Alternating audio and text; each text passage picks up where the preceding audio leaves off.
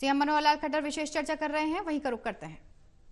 हमारा, लेकिन हम मालिक नहीं, ऐसी प्रथा में से हम सदियों से निकल रहे हैं। लेकिन हम लोगों ने सत्ता संभालते ही जब इस विषय का ध्यान किया तो ध्यान में आया एक गांव के अंदर जहां हम रहते हैं उसमें एक लाल डोरा नाम का एक प्रावधान था। लाल डोरा के अंदर, गांव के अंदर जिस भी का मकान होता था उसके हाथ में उसका कोई कागज नहीं होता था, कोई इसकी रजिस्ट्री नहीं होती थी और हम अपना मालिकाना हक भी जता नहीं सकते थे। अब इस विषय को ठीक करने के लिए हमने एक प्रयत्न किया और लाल डोरा मुक्त करने का यह अभियान लिया, जिसके कारण से आपको अपने घर का मालिकाना हक मिला, आपके हाथ में कागज आ गए, आपके हाथ में रजिस्ट्री आ गई। ये अपने आप में था ना एक विशेष काम। तो इसीलिए इस विशेष काम में आज आप विशेष लाभार्थी जिनसे हो रही है ये विशेष चर्चा। तो इस विशेष चर्चा का मैं इस प्रकार से कहूंगा कि भले देश हमारा 1947 15 अगस्त को आजाद हो गया था, लेकिन बहुत से ऐसे कानून जो अंग्रेजी शासन के कानून लगातार चले आ रहे थे, उनसे हमको बहुत कानूनों की आजादी अब धीरे धीरे मिल रही है। कई कानून तो आज भी ऐसे हैं जिनसे आजादी लेना भी बाकी है, लेकिन ये जो लाल डोरा का कानून जो था, इस कानून से हमने आजादी पाई। तो एक प्रकार का ये आजादी पाने का ही एक अगला प्रसंग, ऐसा मैं ध्यान करता हूं।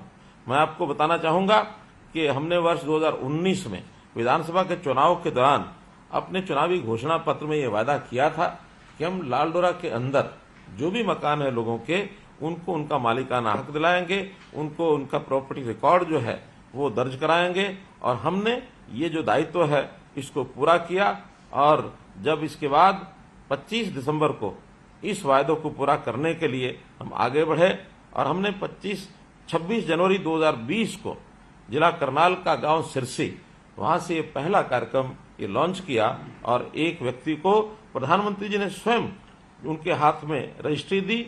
और प्रधानमंत्री जी को भी जब ये पता लगा कि हमने ऐसा कोई लाल डोरा मुक्त अभियान चलाया है तो उनको यह बहुत अच्छा लगा और उन्होंने अपने हाथ से इस योजना को स्वामित्व का नाम दे करके और सबसे पहला लाभार्थी सिरसी गांव का उनके हाथ में रजिस्ट्री दी। न केवल इतना ही किया बल्कि इस योजना को पूरे देश में लागू करने का भी एक प्रावधान उन्होंने बनाया। बहुत से प्रदेश इसको लागू कर चुके हैं। जब तक ये लागू नहीं था बहुत समस्याएं हमारे सामने आती थी। गांव के अंदर पड़ोसी का झगड़ा होता था, हमारे प्लॉट और मकान की जो रजिस्ट्री नहीं होती थी, इसके कारण से मकान का कोई हम ऋण भी नहीं ले सकते थे। हम इस मालिकाना हक पर को जताने के लिए कई बार पड़ोसी से झगड़ बैठते थे, कभी परिवार के अंदर लड़ाई झगड़े होते थे। हमारे जो कोर्ट्स में जितने भी केस चलते हैं उनमें इसी प्रकार के जमीनों के झगड़े ये बहुत अधिक होते थे। कोई धोखे से कब्जा कर लेता था, कहीं कहीं तो हमें निशानदेही आदि के विषय को लेकर के भी पड़ोसी से भी कई बार झगड़ा होता, उससे बातचीत खत्म हो जाती थी, हमारा भाईचारा समाप्त हो जाता था। तो इस भाईचारे को समाप्त होते हुए देखते हुए हमें जो समस्याएं आई, तब इस योजना को जैसे हमने लागू किया तो इस योजना के लागू करते ही सब चीजें एक योजना से ही एक झटके में समाप्त हो गई, झगड़े खत्म हो गए, मालिकाना मिल गया। तो इस प्रकार से एक लाभदायक ये योजना हमने इसको चालू किया है। मैं आपको बताना चाहूंगा कि 6260 गांव हरियाणा के गांव हैं, जिसमें 25,17,000 ये प्रॉपर्टी कार्ड ये बनाने के लिए हमने उसकी निशानदेही करा करके अंतिम रूप दिया है। और अभी तक उनमें से 24,51,000 कार्ड धारकों को ये कार्ड मालिकों को ये कार्ड दिए भी जा चुके हैं और इन सबको परिवार पहचान पत्र के साथ जोड़ा गया है। और इन कार्डों के वितरण के बाद अब हमारे राजस्व विभाग ने रजिस्ट्री करनी शुरू की है। 4,62,000 संपत्तियों की ये रजिस्ट्री अब तक हो चुकी है। तो इस प्रकार से इस काम को हमने अंजाम दिया है और इसके अंदर लाल डोरा के अंदर की भूमि और संपत्ति का रिकॉर्ड तो सही रहेगा, मालिकाना हक में भी कोई विवाद नहीं होगा और हमें लोन भी मिल सकेगा। हम अपने घर को बेचते हैं तो उसका रेट भी, उसके दाम भी अच्छे मिलेंगे। तो ये सब विषय हुए हैं। हमें अगर इसकी फर्द लेनी होगी तो इस फर्द को भी ऑनलाइन हम ले पाएंगे। जमीन की फर्द को ऑनलाइन किया है, जिसको फर्द के लिए हमको पटवारी के, हमको तहसीलदार के चक्कर काटने पड़ते थे। अब न पटवारी के पास जाना होगा, न तहसीलदार के पास जाना होगा। एक क्लिक बटन CSC पर हम जाएंगे फर्द ऑनलाइन ले लेंगे तो उस फर्द का हम उपयोग कर पाएंगे। इसी प्रकार का शहरों में भी हमने प्रॉपर्टी जो है, उनकी संपत्ति जो है, वहां भी एक प्रॉपर्टी आईडी ये हमने बनाई है और उस प्रॉपर्टी आईडी बनने के बाद शहर के वो सब नागरिक भी बहुत से विषयों से जो उनके झगड़े के कारण बनते थे उन झगड़ों में से बच निकले हैं और शहरों की प्रॉपर्टी के दाम भी उससे बढ़ गए हैं। हमने बहुत से और इस प्रकार के काम किए हैं जो हमारे सबके जीवन को सुखी जिन्होंने किया है। और खास करके अगर मैं कहूं कि हमारे जो लड़ाई झगड़े, हमारे जो कोर्ट के अंदर चल रहे जो ऐसे विवाद होते थे, कभी कभी तो हमें ध्यान में है कि कोई एक झगड़ा सब तहसीलदार से शुरू हुआ, नायब तहसीलदार, उसके बाद वो तहसीलदार को भेजता है, तहसीलदार आगे डीआरओ डिप्टी कमिश्नर उसको भेजता है, फिर वो कमिश्नर को भेजता है, कभी कभी एफसीआर तक पहुंच जाता है। न जाने इस यात्रा में कब कौन अधिकारी उसको रिमांड पर भेज करके नीचे वो भेज देता था। तो ये जो केस वर्षों वर्ष तक पीढ़ी दर पीढ़ी भी कई बार चलते थे। ये सांप सीढ़ी का खेल जब चलता था तो हमने उसमें एक रिमांड की जो प्रथा होती है उस रिमांड की प्रथा को समाप्त किया और रिमांड की प्रथा को समाप्त करने से ये सांप सीढ़ी का खेल बंद हुआ और एक निश्चित समय में किसी भी झगड़े का या किसी भी विवाद का निपटारा ये करना सुनिश्चित हो गया है। एक बहुत बड़ा लाभ ये हमको हुआ है। इसी प्रकार से हमने हमारी जो रजिस्ट्रेशन है जमीनों की, ई रजिस्ट्रेशन, ई पंजीकरण, ये हमने शुरू किया है। कभी कभी तहसीलों में जाने के बाद भी हमको घंटों घंटे बैठना पड़ता है, दिनों दिन इंतजार में कई बार निकल जाते हैं कि आज रजिस्ट्री होगी, कल रजिस्ट्री होगी। तो हमने इसके लिए पूर्व में अपना समय निश्चित करने के लिए ई रजिस्ट्रेशन प्रथा ये लागू की है, ताकि जो भी दिन हमारा रजिस्ट्रेशन का होगा अपॉइंटमेंट पहले लेते ही इस काम में हमारा जो समय बचेगा, हमारी जो ऊहापोह है वो बचेगी। इस काम को हमने शुरू किया है। इसी प्रकार से स्टाम्प पेपर ये खरीदने पड़ते थे। इस खरीद के बाद भी पैसा भी खर्च ज्यादा होता था, अलग अलग व्यक्तियों के पास जाना पड़ता था। इसके लिए हमने ई स्टाम्पिंग ये कार्यक्रम शुरू किया। तो ई स्टाम्पिंग से ऐसे बहुत से विषयों का ये हमको लाभ हुआ। कभी कभी जो सरकारी दफ्तरों में रिकॉर्ड होते थे वो रिकॉर्ड की अलमारियां भरी रहती थी और पुराने रिकॉर्ड को ढूंढने के लिए कई दिन कई महीने लग जाते थे। इसको भी ठीक करने के लिए हमने आधुनिक रिकॉर्ड रूम ये बनाए। आधुनिक रिकॉर्ड रूम बनने के बाद आपको किसी प्रकार का कोई रिकॉर्ड की जरूरत होती है, केवल एक बटन से जानकारी मिल जाती है कि कौन सा रिकॉर्ड कहाँ रखा है और तुरंत रिकॉर्ड को निकाल करके लाया जा सकता है। ये काम भी हमने किया है। ऐसे ही हम जानते हैं कि बहुत से विकास कार्यों के लिए जमीन की जरूरत सरकार को होती है और उस विकास कार्यों में जमीन का लेना अपने आप में, जिसको हम जमीन की जो प्रोक्योरमेंट है उस जो हम करते थे एक्विजिशन करते थे, तो उस जमीन की एक्विजिशन में सरकार के अधिकारी अपने मनमर्जी से बहुत प्रकार से रेट कम कभी ज्यादा ये सब लगते रहते थे। और जब हम कोर्ट में दावा करते हैं तो उसकी अनाउंसमेंट कोर्ट हमको देती है। हमें कई बार लगता है कि बहुत कम पैसा मिला है और जहां खरीदी जाती है वो विभाग कहते हैं हमको ज्यादा पैसा खर्च करना पड़ा है। तो ये झगड़े भी बहुत हमारे चले हैं, नीचे कोर्ट से लेकर के सुप्रीम कोर्ट तक, और इसके कारण से बहुत से विवाद ये बने हुए हैं। पुराने समय की जो रिक्वेजिशन की है हमने, एक्विजिशन की है, उस एक्विजिशन के आज भी कई विवाद कोर्ट्स में लंबित पड़े हैं।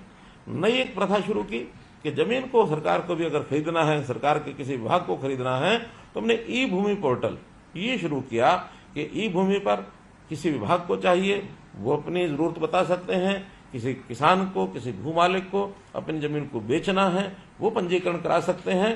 तो हम लोगों ने एक सरल तरीका अपनाया है और अभी तक आपको बताते हुए मुझे खुशी हो रही है कि लगभग 10,000 किसानों ने और 26,000 एकड़ भूमि इसका पंजीकरण करवाया है। बहुत सी जमीन को जरूरतमंदों ने खरीद भी लिया है, बहुत सी चीजें आगे भी चल रही हैं। इस प्रक्रिया को हम और तेजी से आगे बढ़ाएंगे ताकि सहमति से जमीन को बेचने वाला, खरीदने वाला सहमति से जमीन को बेच सके, खरीद सके। हमारे गांव में जो सरकारी काम होते हैं वो सरकारी काम के लिए सरपंच कहीं बैठता है, पटवारी कहीं बैठता है, कोई सरकारी अधिकारी आता तो कहीं और बैठता है।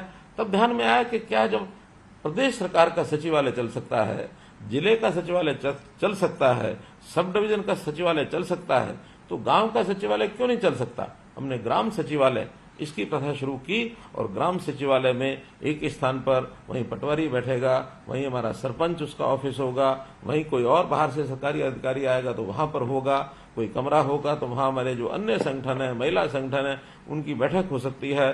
कोई गांव में छोटा बड़ा बैंक है उसको वहां खोल सकते हैं। हमारा जो CSC सेंटर है उसको वहां से चलाया जा सकता है। क्या एक ही परिसर में गांव के लोगों को सभी सरकारी सुविधाएं ये नहीं मिल सकती? क्या मिल सकती हैं। इसलिए हमने ग्राम सचिवालय बनाए और आज मुझे बताते हुए खुशी हो रही है कि 1856 गांव में ग्राम सचिवालयों की ये जो स्थापना है की जा चुकी है, जहां ग्राम स्तरीय अधिकारी कर्मचारी सब वहां बैठते हैं और अपना सरकारी काम बहुत अच्छे से वो करते हैं।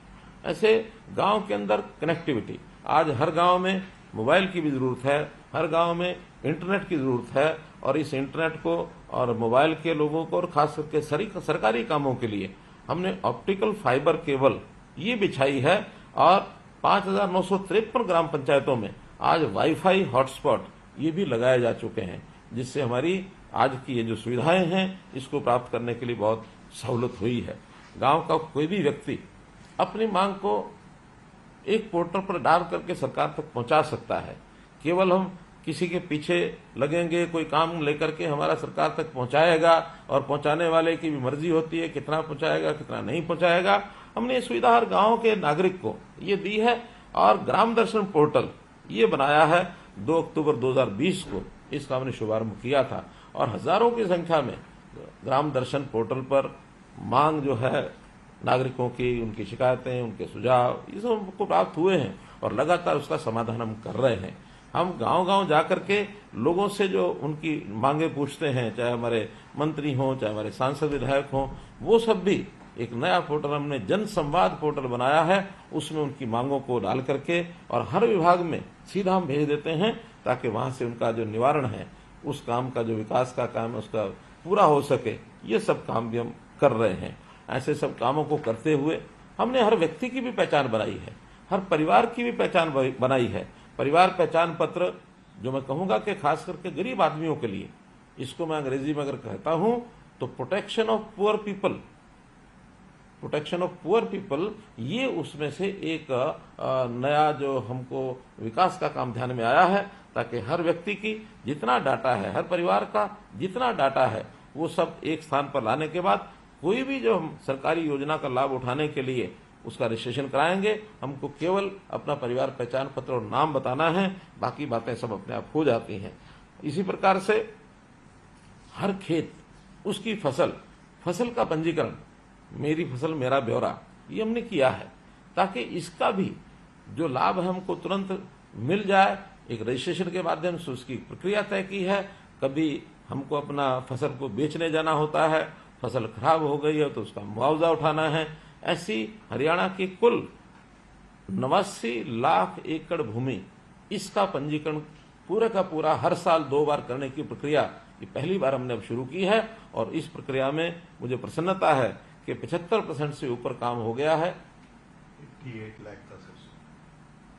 वाह वाह, हमारे अधिकारी बता रहे हैं कि अभी 89 में से 88 लाख एकड़ ये रजिस्ट्रेशन हो गया, अर्थात 98% से भी ऊपर ये रजिस्ट्रेशन हो गया और पहली बार ये हुआ है, साल में 2 बार हुआ करेगा। इसके कारण से जो पंजीकरण पहले नहीं कर पाते थे, किसानों की मांग होती थी एक बार पंजीकरण 2 दिन के लिए 4 दिन के लिए खोल दीजिए, उसकी समस्या भी अब कभी नहीं आएगी, क्योंकि जो पंजीकरण किया है उसी पंजीकरण का सत्यापन हमारे अधिकारी भी करेंगे और अगर हमारे किसान को भी लगता है कोई गलती हो गई है, उस गलती को जाकर के वो ठीक भी करा सकता है। हमने हर पशुधन भी हमारा धन है, उसकी भी ई टैगिंग ये शुरू कर दी है और एक समय आने वाला है कि प्रदेश का हर पशु इसकी भी ई टैगिंग होगी। कौन पशु अगर कहीं खो भी जाए, कहीं वो भाग भी जाए, तो उसकी ई टैगिंग से पता लग पाएगा कि ये पशु कहाँ से आया है, किसका है, ताकि उसको उसकी सूचना दी जा सके। और इसी प्रकार से बहुत से लोग अपने पशुओं को छोड़ देते हैं, बेसहारा आवारा होकर के गलियों में घूमते हैं, उनकी भी पहचान की जा सकती है कि ये पशु किसने छोड़ा है, कहां से आया, ताकि संबंधित व्यक्ति को उसकी जानकारी मिल सकती है। ये सारी बातें हमने हर दिन के बहुत सी चीजों में हमारे लेन देन, हमारी सरकारी स्कीम, उसका लाभ ये सब उठाने के लिए किए गए हैं और बहुत बड़ा काम है, पिछले कुछ वर्षों से शुरू हुआ है।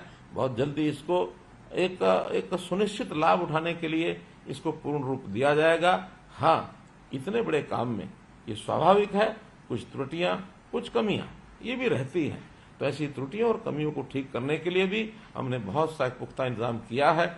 आपकी कोई भी कमी कहीं रह जाती है, उसको जो व्यवस्था बताई गई है उस व्यवस्था में वो भी एक पोर्टल के माध्यम से होगी, वो भी हमारे जितने सरकारी कार्यालय हैं उनके माध्यम से वहां दर्ज कराया जा सकता है। और हमारी कोशिश रहती है, हमारा प्रयत्न रहता है कि शीघ्र उस त्रुटि को ठीक किया जाए ताकि किसी का भी लाभ ये उसको मिल सके।